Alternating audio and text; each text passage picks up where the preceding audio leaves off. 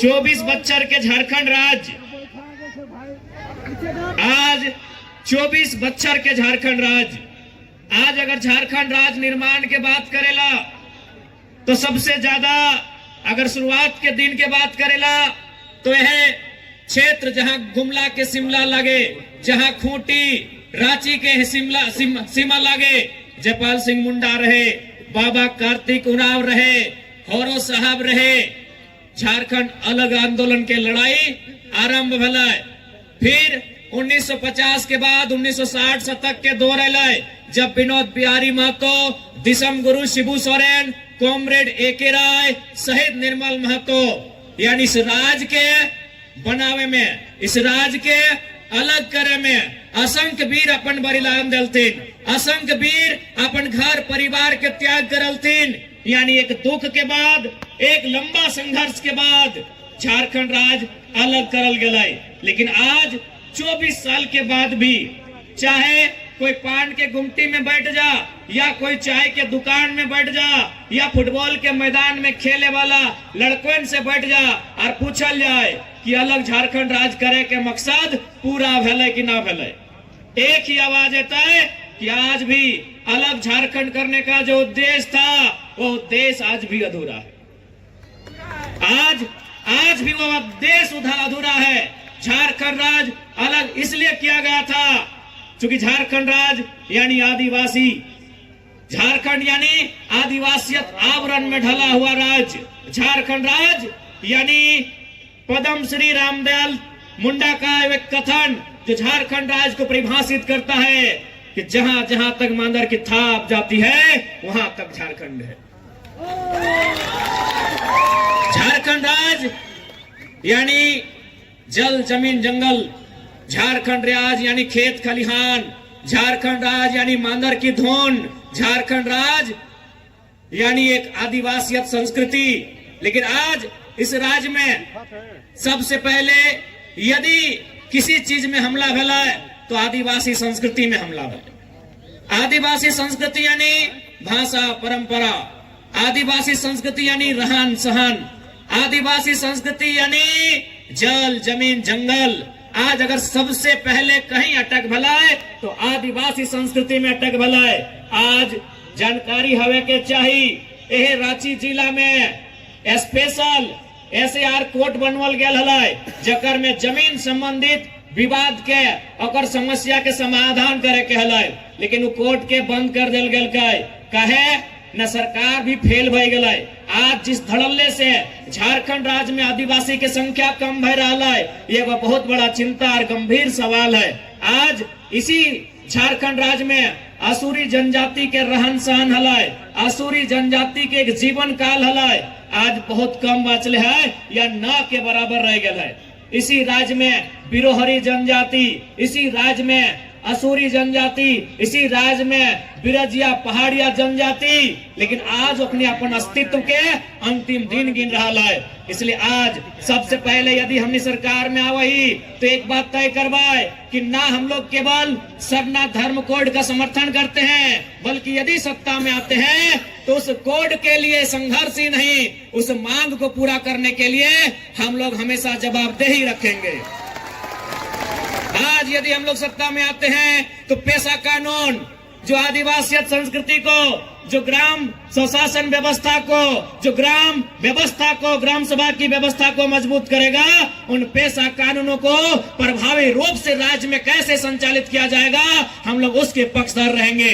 आज आप चले जाएं, पेशा कानून का मतलब होता है कुछ ऐसे धाराएं जो IPC में आती हैं, उनको ग्राम सभा सल्टा सकती है। आदिवासी की जमीन की खरीद बिक्री बिना ग्राम सभा की मंजूरी से नहीं होगी। सरकार भी यदि आदिवासी जमीन को लेने का काम करेगी तो ग्राम सभा से मंजूरी लेना होगा। लेकिन आज सभी जाना है, आज आदिवासी के भुइहारी जमीन में पूजा सिंघल के हॉस्पिटल चल रहा हो और आदिवासी सरकार तमाशा देख रहा हो। आज सभी के मालूम हो कि पूजा सिंघल भुइहारी जमीन में अस्पताल बनैले हो और आदिवासी सरकार जो मंचवा में भाषण देता कि हम आदिवासी की सरकार है, चुपचाप तमाशा देख रहा लो। आज इसी जिला के DC हले छवि रंजन, एक नंबर के चोर DC, एक नंबर के चोर डीसी आज कितना जमीन के गड़गड़बड़ी में धांधली कर लाए, कितना गैर मजरूआ जमीन में धांधली कर लाए, कितना सीएनटी जमीन में धांधली कर लाए, और पता नहीं ओकरा जेल में रख ले तो खिचड़ी खियो है कि तड़का रोटी खिवा है, ओकर भी जानकारी न खाए। आखिर मनोबल कैसे बढ़ गया? आखिर इस आदिवासी राज्य में एक दिकू पदाधिकारी के मनोबल कैसे बढ़ गया? एकर उत्तर तो होनी दे। ये आदिवासी राज्य, ये राज्य यानी बिरसा मुंडा के लहू से बनल राज्य, ये राज्य तिलका मांझी के शहादत से बनल राज्य, ये राज्य निर्मल महतो के सीने में लगी गोली से बनल राज्य। और एक दिकू पदाधिकारी आदिवासी संस्कृति के तार तार कर दिलाए और आदिवासी सरकार मौन बन के देख रहा है। इसलिए आज समय आ गया है कि आदिवासी समाज के भी तय करना है कि आदिवासी का हितैषी आदिवासी बिरसा मुंडा को मानने वाले हैं या हेमंत सोरेन कल्पना सोरेन के विचारों को मानने वाले हैं। आदिवासी समाज को भी तय करना होगा कि आप जयपाल सिंह मुंडा के विचारों से सहमत रखते हैं, आप रामदयाल सिंह मुंडा के विचारों से सहमत रखते हैं, आप भगवान बिरसा मुंडा के विचारों से सहमत रखते हैं, या केवल हेमंत सोरेन के विचारों से सहमत रखते हैं, बंधु तिर्की जी के विचारों से सहमत रखते हैं। यह आदिवासी समाज को तय करना होगा। था कि छोटा नागपुर टेनेंसी एक्ट नियम बनाया गया था। इस एक्ट का मतलब था आदिवासी का जमीन गैर आदिवासी नहीं खरीदेगा। एक आदिवासी का जमीन यदि आदिवासी भी खरीदेगा तो उसी थाना क्षेत्र का होना चाहिए। ऐसा नहीं कि रांची का आदिवासी हजारीबाग में जाके किसी आदिवासी का जमीन खरीदेगा, ये भी उस कानून में नहीं था। ये कानून कैसे बना? भगवान बिरसा मुंडा के शहादत के बाद बना। और आज माननीय मुख्यमंत्री हेमंत सोरेन क्या कर रहे हैं? ये खुद झारखंड की जमीनों को बेच रहे हैं, ये खुद झारखंड की जमीनों को बेच रहे हैं। इसलिए आज इनका मकान, इनका दुकान रांची में, रामगढ़ में, बोकारो में, धनबाद में और दुमका में। बताइए सीएनटी कानून, अच्छा एक बात बताइए, सीएनटी कानून का मतलब क्या है? सीएनटी कानून के मतलब की है? सीएनटी कानून के मतलब है थाना क्षेत्र में एक आदिवासी का जमीन दूसरा आदिवासी तवे खरीदेला जब उस थाना क्षेत्र में रहेला।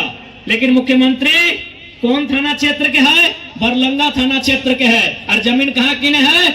दुमका में जाके किना है, गोविंदपुर में जाके किना है, जरीडी में जाके किना है। अरे मुख्यमंत्री तू ही जब नियमों के पालन ना कर रहे तो परदेशियन मानता हो, परदेशियन मानता हो। मुख्यमंत्री ने पालन कर रहा है। आज गुरुजी जिंदा हथिन, हम गुरुजी के आदर करिए, क्योंकि गुरुजी विनोद बिहारी महतो कॉमरेड के राय 1970 के वो दौर झारखंड अलग राज्य के आंदोलन के मजबूत करे वाला टाइम है। गुरुजी आज जिंदा है। आज गुरुजी से एक सवाल पूछे चाहिए, यदि ओकर तबियत ठीक है तो कि गुरुजी बताए दे झारखंड राज्य 3.25 करोड़ 3.5 करोड़ आबादी खातिर अलग भले रहे कि तौर दियो पुतैयन खातिर अलग भले रहे, बताए दे। आज तौर घर में कोई अगर बेटी निकल लो, हेमंत सोरेन महोदय के घर में अगर कोई बेटी निकल लो वो सीधा विधायक बनतो। और रांची सिमडेगा गुमला में अगर कोई बेटी निकल लो वो दिल्ली में झाड़ू पोछा के काम कर हो। यही झारखंड के सच्चाई हो, झारखंड के तस्वीर हो। अरे कोई हवाई बात ना है। ही एक आदिवासी भाई मींज साहब एक किताब लिखा है उजड़ता झारखंड।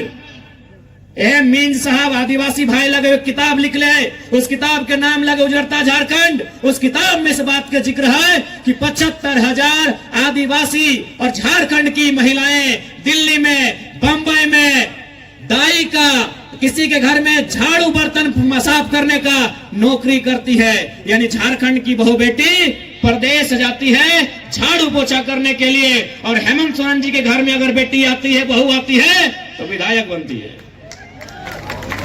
ये आदिवासी राज्य का मतलब नहीं होता है। ऊपर से कल्पना मैडम, आदरणीय भाभी जी, पहले तो उनसे कहेंगे कि आप जैसे हैं अपने स्टाइल में ठीक है, ये स्कॉर्पियो वाला काम मत कीजिए, कहीं गिर उड़ जाएगा तो दिक्कत होगा। हम देख लिया एक दिन मार हमने कहा, खैर ये तो हुआ कि पूरा देश में जरा महत्व को वाच किया जाता है।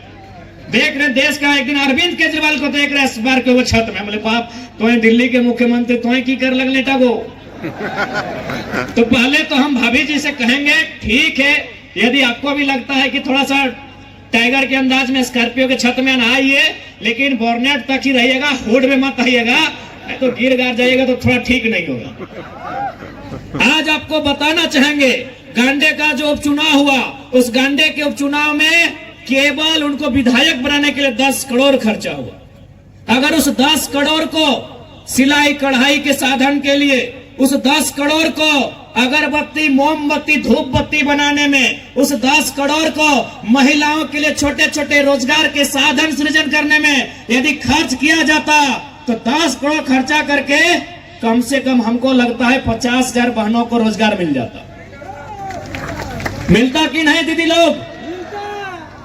आप गांडे चले जाइए, गांडे यानी गिरिडीह जिला, जिस जिला से हम अभी चुनाव लड़ने जा रहे हैं डुमरी से, वहीं गांडे जहां से हमारी भाभी जी विधायक बनी है, वहां लोगों से जाके पूछिएगा, वहां जो बुद्धिजीवी लोग हैं, जो राजनीति को जानते हैं, समझते हैं, पूछते हैं, उनसे पूछिएगा, वो बताएंगे कि केवल मैडम जी को विधायक बनाने में 10 करोड़ रुपया फूका गया है।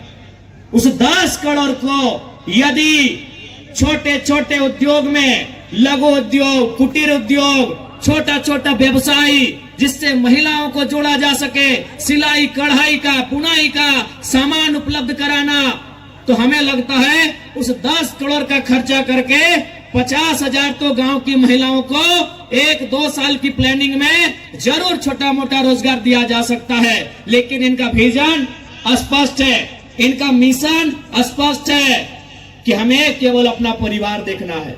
बाकी आदिवासी बहन केरल जाए मतलब नहीं, बाकी कोई आदिवासी बहन दिल्ली जाए कोई मतलब नहीं। हमें क्या देखना है? अपना परिवार देखना है।